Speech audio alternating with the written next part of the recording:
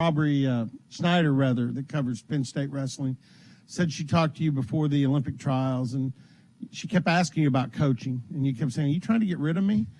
And she told me this week, she goes, "I didn't think he was going anywhere. That was a surprise." What changed? I mean, other than the result in the Olympic trials, what changed for you?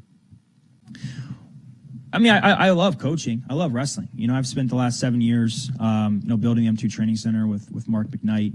And in a short period of time, our club became one of the best clubs in the country.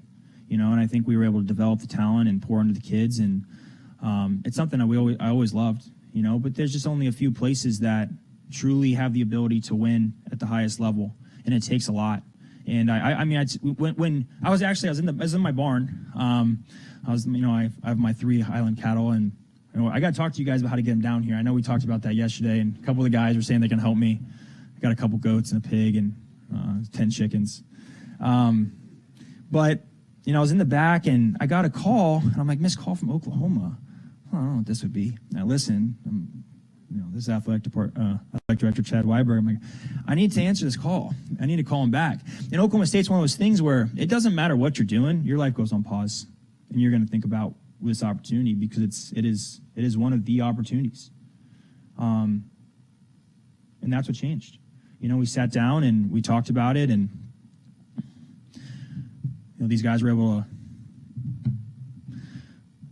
Yeah, I mean, it's just a place that I'm excited to be at, and I think that's what changed. I was at probably the first real crossroads in my life in a long time. I had a pretty clear vision of what we were doing, and it's like, okay, well, this is the time to take a break and see what's next.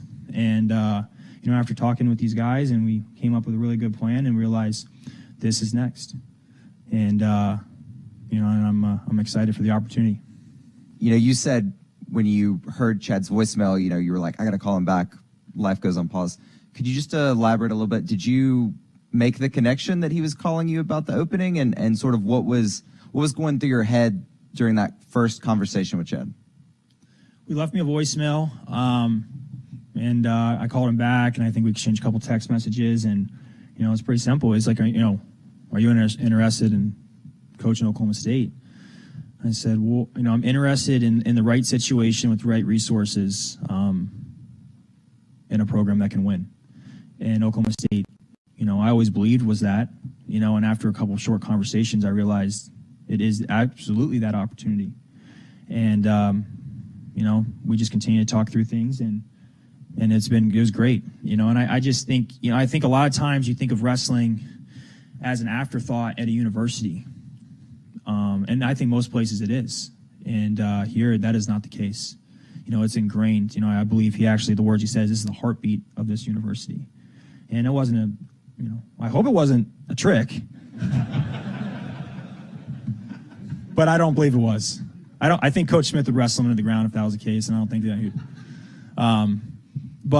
Yeah, I mean, just those words, you're like, okay, wow, I thought this was a special place, and then realizing quickly, this is the athletic director that believes in wrestling. Wrestling is important, and I asked him some hard questions about what is it going to look like moving forward, and he was transparent with me, and we talked through what that vision looks like, and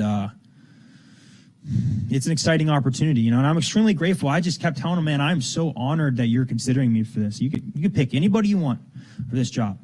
And if you believe it, and I told him, I said, if you believe that I'm your guy, then I'm interested. And he said, I believe, you're the guy. So we continue to talk about it, and now we're here, and now I'm wearing orange, and that's gonna be pretty fun.